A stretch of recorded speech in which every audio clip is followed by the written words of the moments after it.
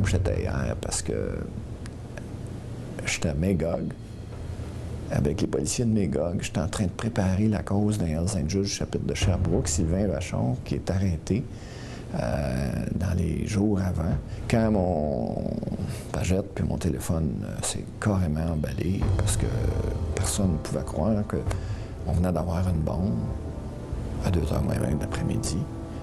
Le 9 août 1995, en début d'après-midi, une voiture piégée explose sur la rue Adam dans le quartier Hochelaga-Maisonneuve. C'est Marc Dubé, 26 ans, ayant des liens avec les revendeurs de stupéfiants, qui meurt dans l'attentat. Malheureusement, l'explosion fait une autre victime, Daniel Desrochers, 11 ans, qui jouait à proximité de la Jeep. Dans l'opinion populaire, on avait souvent tendance à dire, bon, les motards s'entretuent entre eux, c'est pas tellement grave. J'entendais souvent des gens dire, lorsque je faisais un vox pop, tant qu'ils font le ménage entre eux, ça va nous débarrasser des bandits. Le petit Desrochers, on le savait, il n'avait rien à se reprocher. Il a eu le malheur de se trouver à jouer sur la rue au moment où le Jeep a explosé de l'autre côté de la rue. Et à partir de ce moment-là, je pense qu'il y a eu une pression populaire pour que le gouvernement fasse quelque chose, pour qu'on crée une escouade, l'escouade Carcajou, qui est vraiment venue changer complètement le portrait. Parce qu'à partir de ce moment-là, les policiers ont pu mettre les bouchées doubles, ont eu des investissements qui leur ont été donnés pour mener des enquêtes, parce que ça coûte cher. Suivre des motards, les épier, les prendre en filature, faire des heures supplémentaires pour suivre ce monde-là, ça coûte énormément d'argent. Avant l'annonce de Carcajou, et je me souviens du 20 septembre, 9 bombes ont sauté au Québec. Le lendemain, on a une caricature du premier ministre du temps, parce que les 12 premières pages du journal, c'est pour les bombes qui sautent au Québec, etc. Et on ne parle pas d'enjeux politiques, on parle de bombes, de guerre, de sécurité publique grandement perturbée. Il y a beaucoup de renseignements qui s'étaient faits dans les différents corps de police auparavant, mais chacun travaillait en vase clos et on regroupait à l'intérieur d'une même unité les meilleures pratiques, les meilleures informations. Et puis, il y avait beaucoup de personnel qui était affecté à ces enquêtes-là, étant donné qu'il y avait un climat de terreur là, à travers le Québec. La création de cette escouade est la première étape vers les grandes opérations policières visant ces groupes de motards. Les grands corps policiers décident en fait d'unir leurs forces dans le but de faire tomber l'organisation des Hells Angels et des autres groupes de motards. Pour l'une des premières fois, les motards se sentent menacés et décident de répliquer. À partir du moment où Maurice Montboucher a décidé de déstabiliser le système et de s'en prendre, par exemple, à des juges, à des avocats, à des policiers, des gardiens de prison, c'était le genre de personnes qui se sont retrouvées sur la liste des nomades, à ce moment-là, on a vraiment franchi une étape très importante.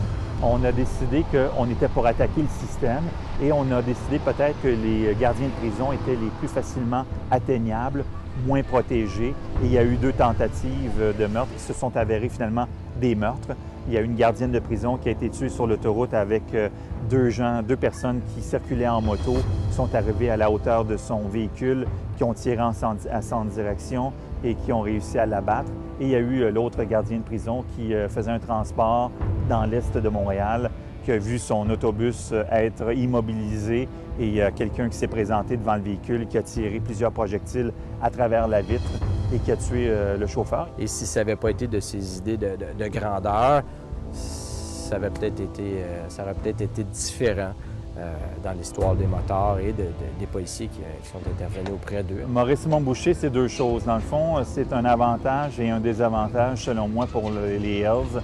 En tout cas, c'est comme ça qu'il était vu par les experts. C'est-à-dire que Montboucher a mis beaucoup d'argent dans les poches des autres motards, parce qu'avant Montboucher, les Hells étaient un groupe important, mais jamais autant qu'ils l'ont été au plus fort de la lutte de la guerre des motards. Mais d'un autre côté, Montboucher avait tellement de grandes idées d'expansion, voulait tellement voir tout le gâteau juste pour lui, qu'à un certain moment donné, on a eu l'impression qu'il a attiré la chaleur sur les motards. Stéphane Godas-Gagné va sceller le destin de Maurice Montboucher. Le 5 décembre 1997, lors du 20e anniversaire du chapitre de Montréal à Sorel, il est arrêté par l'escouade Carcajou. Tueur à gages, il a participé au meurtre des 2 gardiens de prison. Lors de son interrogatoire, incapable de rejoindre ses avocats, il se croit abandonné de l'organisation et pense que sa tête est mise à prix. Il se met donc à table et devient le délateur à l'origine de la chute de Maurice Montboucher. C'est clair que c'est pas Montboucher qui est allé tuer les 2 gardiens. C'est pas lui qui tenait l'arme, mais la preuve qui a été amenée au procès nous a démontré que Montboucher était celui qui avait commandé le meurtre. Et après l'arrestation de Maurice Montboucher, j'ai souvent entendu des gens dire « Ah, là, on revient au calme. Maurice en voulait trop. On faisait notre petite business avant. Maintenant qu'il est parti, on va pouvoir reprendre nos activités. » Mais les activités ont vraiment jamais été les mêmes après son incarcération. Montboucher est arrêté une première fois pour le meurtre des 2 gardiens de prison le 18 décembre 1997. Il sera acquitté à la suite d'un procès très controversé. On remet alors en cause la façon de faire de ces procès. En fait, on a des raisons de croire que les jurés ont été victimes d'intimidation.